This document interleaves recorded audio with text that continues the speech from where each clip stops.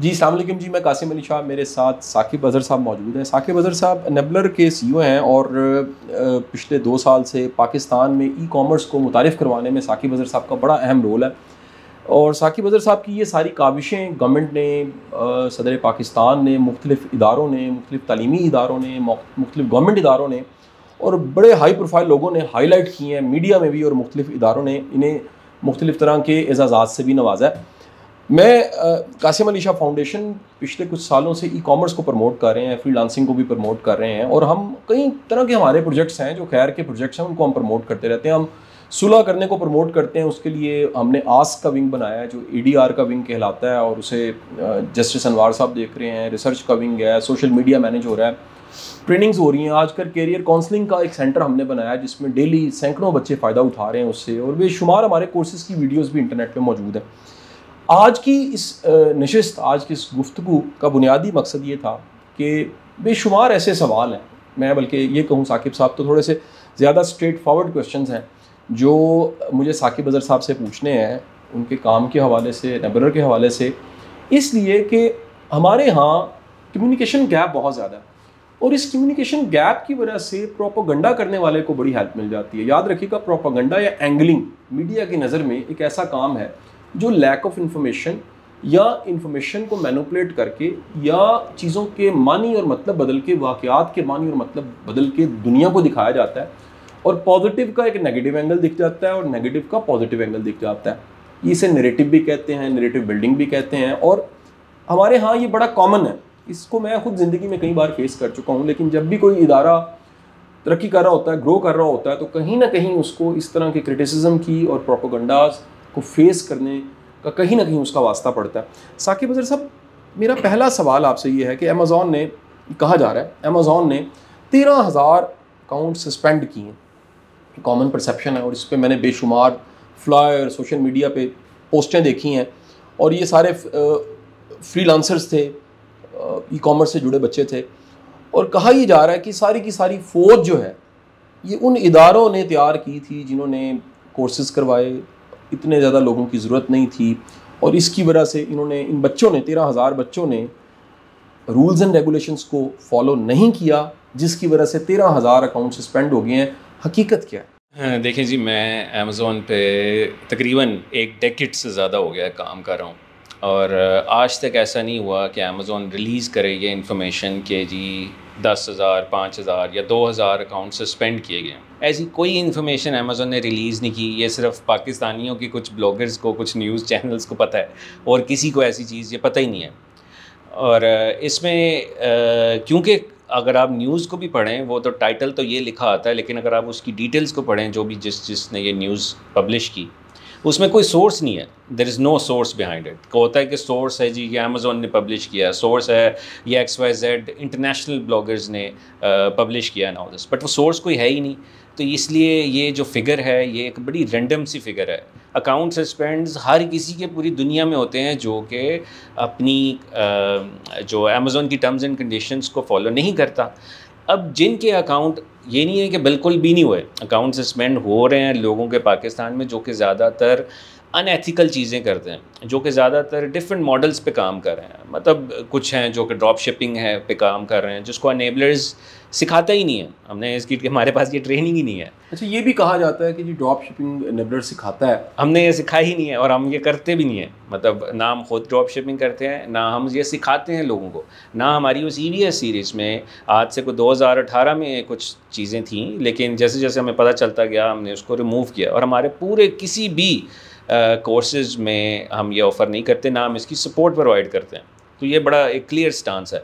दूसरा, बहुत सारी और कंपनीज़ हैं जो कि अपनी ट्रेनिंग्स करा रही हैं, but we have no idea कि उसमें क्या हो रहा है क्या नहीं, बिकॉज़ कोई अवॉर्डिंग बॉडी तो है ही नहीं, ना ही कोई रूल रेगुलेशन है। जिसका दिल चाहता है वो जो भी मर्ज़ी सिखा दे किसी को। हमें क्या पता कि XYZ शहर में बैठ कर कोई क्या कह रहा है, हमें क्या पता। तो उसमें क्योंकि हमारी रीच इतनी ज़्यादा है, तो वो रोड पे स्पीड ब्रेकर भी किसी शहर में बनता है तो वो कहते हैं एनेबलर्स ने बनाया।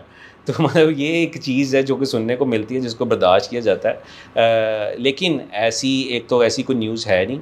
अकाउंट सस्पेंड ज़रूर हो रहे हैं, लेकिन उन लोगों के हो रहे हैं जो कि अनएथिकल चीज़ें करते हैं। और अमेज़ॉन हर साल ऐसे करता है, बहुत सारे अकाउंट्स को उड़ाता है, पूरी दुनिया में लोगों के उड़ते हैं। लेकिन क्योंकि पाकिस्तान में आई डोंट नो क्या रवाज है कि नेगेटिविटी और ऐसी चीज़ जिसका कोई सर पैर नहीं है, कोई सोर्स नहीं है, उसको ऐसे फैलाया जाता है और लोग उसको शेयर कर रहे होते हैं। अच्छा, परसेप्शन साकिब अज़हर साहब ये बिल्ट होती है। मैंने कुछ पोस्टें देखी, कुछ ब्लॉग्स पढ़े, कुछ वीलॉग्स देखे, कुछ चीज़ें देखी कि जैसे एनेबलर को बिज़नेस करवा रहा है और उसमें कुछ स्कैम या फ्रॉड है। मैं चाहूँगा कि नए सुनने वालों को ज़रा वाज़िया कीजिएगा कि एनेबलर बेसिकली क्या कर रहा है, वो क्या कर रहा है और किस चीज़ का रिस्पॉन्सिबल है। हम लोगों को सिर्फ ये बताते हैं कि ये स्किल है, इसको सीख लें, तो हम स्किल सिखाते हैं। इसी तरह से जैसे यूनिवर्सिटी कॉलेजेस डिग्रीज़ करा रहे हैं, इस तरह हम लोग डिफरेंट ट्रेनिंग्स करा रहे हैं, डिफरेंट स्किल सिखा रहे हैं लोगों को। फ्रीलांसिंग कैसे कर सकते हैं, अगर आपने अपना स्टोर खोलना है तो कैसे कर सकते हैं। तो एक ये बच्चे हमारे पास आते हैं पूरे पाकिस्तान में, पूरी दुनिया में, और उनको हम ये चीज़ें सिखाते हैं, बताते हैं, जो कि वो लोग सीखते हैं। अब उसमें से कुछ कर पाते हैं, कुछ नहीं कर पाते। अब वही है, जैसे MBA करके कुछ लोग जॉब ले पाते हैं, कुछ लोग जॉब नहीं ले पाते। इसी तरह से इसमें है कि कुछ लोग अपना इसमें कैरियर तलाश करके इसमें कामयाब हो जाते हैं, कुछ लोग कैरियर नहीं तलाश कर पाते, या तो वो ख़ुद मेहनत नहीं कर पाते, या कंसिस्टेंस नहीं होती, या वो पिक नहीं कर पाते, या उनके लिए डॉक्टर बनना नहीं होता। हर कोई डॉक्टर नहीं बन सकता। तो ये एक एनेबलर्स की पूरे पाकिस्तान में ये सिर्फ सर्विसेज हैं कि कैसे आप स्किल डिफरेंट तरह के सीख सकते हैं। ई-कॉमर्स भी है, डिजिटल मार्केटिंग भी है, और बहुत सारी चीज़ें जो कि हम पूरे पाकिस्तान में देते हैं। अच्छा सर, एक और ये सुनने में बहुत ज़्यादा ये पोस्ट मैंने देखी कि जी फेक स्टोरीज़ लगा के ये सारे के सारे बच्चों को स्किल्स की तरफ लाते हैं और ये सारी झूठी कहानियाँ हैं। क्या ये फेक स्टोरीज़ हैं? देखिए, दो तरह की, अगर इंसान कामयाब हो तो दो तरह की स्टोरीज़ को लगाया जाता है कि ये मेरी स्टोरी है। एक वो कि एक बच्चा स्क्रीनशॉट लगाए, स्क्रीनशॉट लगा कर कहे कि जी ये मेरी अर्निंग है, या मैंने ये अर्न किया और ये मेरी सारी स्टोरी है, blah blah. This is what first way. Second way ये होता है कि वो ये स्क्रीनशॉट्स भी क्योंकि फ़ेक कहलाए जाते हैं, तो हमारा जो स्टांस होता है कि यार आप अपने मुंह से बोलें, अपनी खुद वीडियो रिकॉर्ड करें। उनको कोई गन पॉइंट पे नहीं लाया जाता। तो वो खुद एक थर्ड पार्टी इदारे, जो कि जैसे आप कासिम अली शाह फाउंडेशन है, यहाँ आते हैं, यहाँ आकर वो अपनी पूरी जर्नी और अपनी स्टोरी बताते हैं खुद। और वो कैसे आते हैं, उससे पहले हम लोगों ने उसकी 3 मंथ्स की बैंक स्टेटमेंट चेक की होती है, उसको देखा होता है कि ये हैज़ बीन और she has been consistent throughout. ये नहीं है कि अच्छा जी एक वीक में ये कमाया तो आज जी आप सक्सेस हैं। तो ये ऑब्वियसली इसमें कुछ लोग अगर आज से साल पहले कोई सक्सेस स्टोरी या 2 साल पहले किसी ने अपनी रिकॉर्ड करवाई, हो सकता है वो साल बाद काम ही छोड़ गया हो, तो हम तो उसके रिस्पॉन्सिबल नहीं है कि उसने काम छोड़ दिया और वो अब सक्सेसफुल नहीं है, या वो किसी और तरफ चला गया, क्योंकि हम लोग एक 4-5 साल से यहाँ मौजूद हैं। अच्छा, क्या ऐसा भी सुनने में आया कभी कि किसी ने कुछ सक्सेस स्टोरी रिकॉर्ड की और बाद में उसने कहा कि जी ये मेरी सक्सेस स्टोरी डिलीट कर दें? अमूमन इस तरह की कहानी के पीछे क्या होता है, वाकया असल में क्या होता है? मैंने पिछले दिनों कुछ ये मेरे देखने में आई चीज़ें जो कि बड़ी सरप्राइजिंग थी। अक्सर ऐसा होता है क्योंकि एनेबलर्स की इस वक्त कोवर्किंग स्पेसेस भी हैं, हज़ारों एम्प्लॉयज़ हैं पूरे पाकिस्तान, पूरी दुनिया में हज़ारों लोगों का रोज़गार जुड़ा है एनेबलर से, और हमने बहुत ज़्यादा इस वक्त माशरे में कंट्रीब्यूट किया। एक तो ये हाल था ना कि हम प्रॉपर्टी लेकर और अपने 1-2 साल बाद प्रॉपर्टी के प्रॉफिट लेते और ख़ुद खाते, लेकिन हमने कहा जी हम माशरे को सर्व करते हैं और लोगों में जॉब अपॉर्चुनिटीज़ क्रिएट करते हैं। तो ये चीज़ जब हुई तो उसमें हमने कोवर्किंग स्पेसेस भी बनाए। बहुत सारे लोग कोवर्किंग स्पेसेस में एनेबलर्स के आते हैं और हर जगह ब्लैक शीप्स होते हैं, तो ब्लैक शीप्स अक्सर आपस में गेट ऑन नहीं कर पाते, एक दूसरे के साथ फ्रॉड भी होते हैं। क्योंकि मैं तो अपने स्टूडेंट्स को यही कहता हूँ, फ्रॉड होंगे तो सीखेंगे ना आप, अदरवाइज़ आप कैसे सीखेंगे डिफरेंट लोगों से। इस तरह बहुत सारे लोग अगर हमारी कोवर्किंग स्पेसेस में कोई भी गलत काम करते हैं तो हम नहीं उसको बर्दाश्त करते, हमें कोई कंप्लेन आए हम उसको फ़ौरन निकाल देते हैं। अब किसी को हम निकालेंगे अगर किसी भी जगह से, तो वो हमें दुआएं तो नहीं देगा ना, हमें हार तो नहीं पहनाएगा, हमसे नफ़रत करेगा और या हमें पसंद नहीं करेगा, क्योंकि हमने एक ज़ीरो टॉलरेंस पॉलिसी अपनाई हुई थी। तो फिर ओबियसली एक ही हथियार बच जाता है, क्योंकि हम पब्लिक पर्सनैलिटी हैं, तो ये बहुत ईजी हथियार है कि सोशल मीडिया पे आके जो मर्ज़ी कह दो, कोई किसी की वैलिडेशन तो है ही नहीं।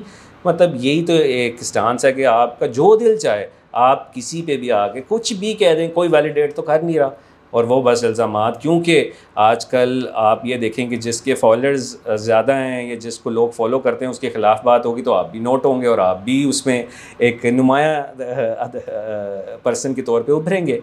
तो ये ऐसा हमारे साथ होता है। हम ये नहीं देखते कि इसके कॉन्सिक्वेंस क्या होंगे, हम ये देखते हैं अगर ये चीज़ गलत हुई है हमारे इदारे में, हमने उसको अपने इदारे में नहीं रहने देना। आगे वो जो मर्ज़ी करे, ये अल्लाह ताला का काम है कि वो इज़्ज़त दे या ना दे।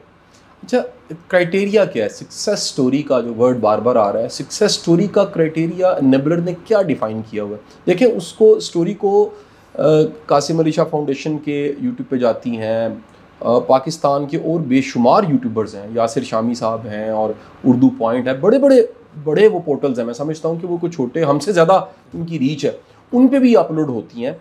मेरा सवाल यहाँ यही कि क्राइटेरिया क्या है जिसकी बुनियाद पे इस फलाने शख्स को आप सक्सेस स्टोरी डिक्लेयर कर देते हैं? वेल, क्राइटेरिया ये है कि एक अगर फ़ीमेल है तो उसके लिए हमारा क्राइटेरिया होता है कि $500 to $800 किसी फ़ीमेल ने पिछले 3 महीनों में कंसिस्टेंटली अर्न किया हो, और अगर मेल है तो वो $1000 है, पिछले 3 महीनों में कंसिस्टेंटली उसने इसमें अर्न किया हो।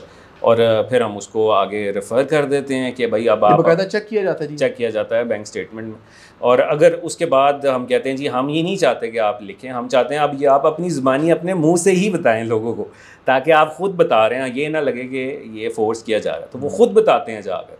तो अगर कोई बाद में कहता है कि नहीं मैं ठीक नहीं था, तो फिर आपको पकड़ना चाहिए कि आपने क्यों धोखा दिया लोगों को, आपने गलत। तो वो इस तरह से सिनेरियो में आते हैं। और अच्छा, क्या ऐसा मुमकिन है साकिब अज़हर साहब, ये इतनी सक्सेस स्टोरीज़ हैं, इन सक्सेस स्टोरीज़ को इकट्ठा करके कोई इवेंट किया जाए? कोई ऐसा प्लान आप रखते हैं हम कमिंग डेज़ में कोई ऐसा इवेंट रखें जिसमें 100-200 सक्सेस स्टोरीज़ जो रिकॉर्ड होकर अपलोड भी हो चुकी है और फिजिकली अभी तक उनके साथ ताल्लुक़ नेबलर का कायम है, क्योंकि लोग दूर दूर चले जाते हैं, इलाका बदल लेते हैं, और वो सब इकट्ठे हों और दोबारा से वो एक कह लीजिए कि ये जो सारे नैरेटिव्स बिल्ट हुए इनका काउंटर नैरेटिव जा सके? बिल्कुल, हम 2 इवेंट्स कर रहे हैं। एक तो हम इस्लामाबाद कन्वेंशन सेंटर में हज़ारों लोगों को इकट्ठा कर रहे हैं, जहाँ हम इन लोगों को बुलाएंगे।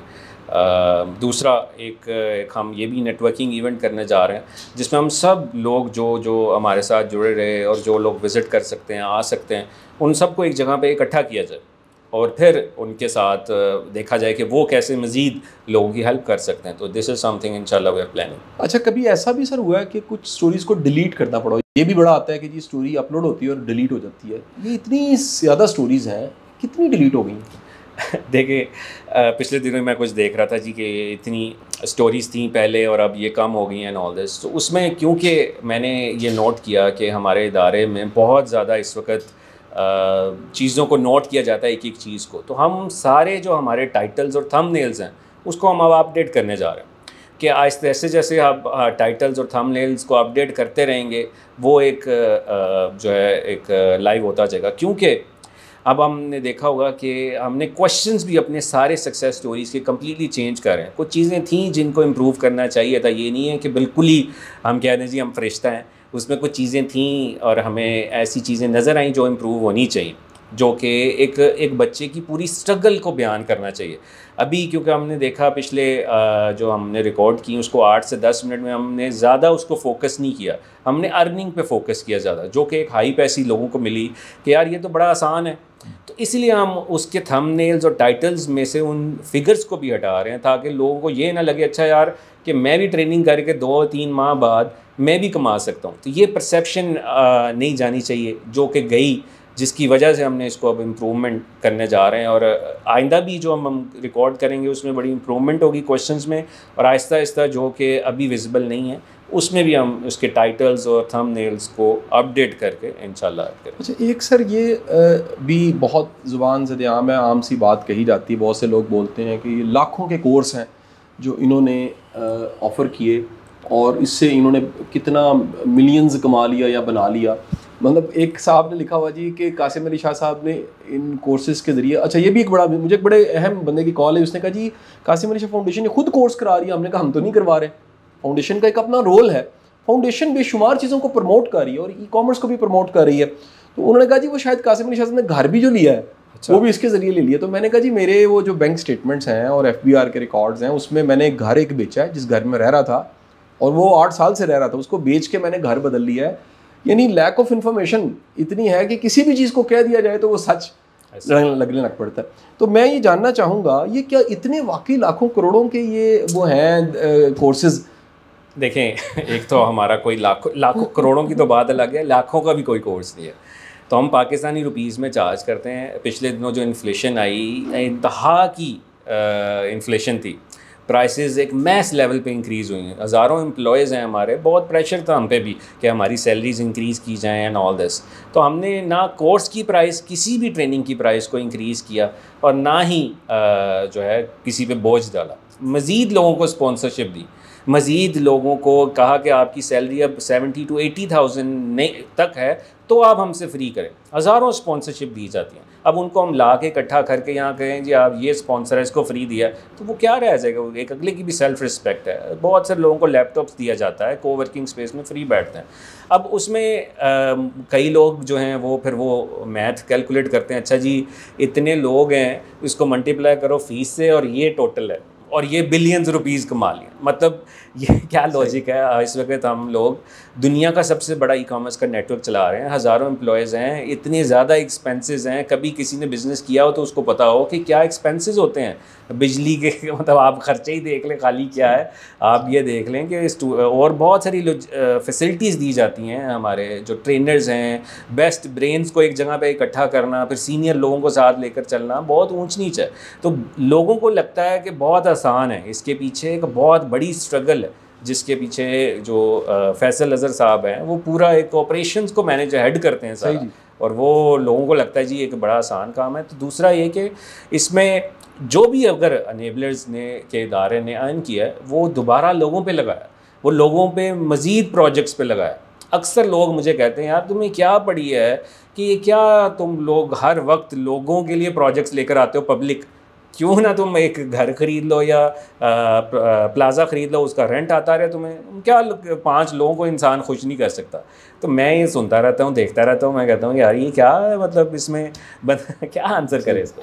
आपका सर बहुत बहुत शुक्रिया। मैं आप सबसे गुजारिश करूँगा कि आप जब भी किसी चीज़ को पोस्ट करें और किसी चीज़ को लाइक कर रहे हो, फॉरवर्ड कर रहे हो, थोड़ी सी तहकीक ज़रूर कर लें और अपनी लाइल्मी की वजह से किसी ऐसी चीज़ को प्रमोट ना करें जो हकीकत पे मबनी नहीं है।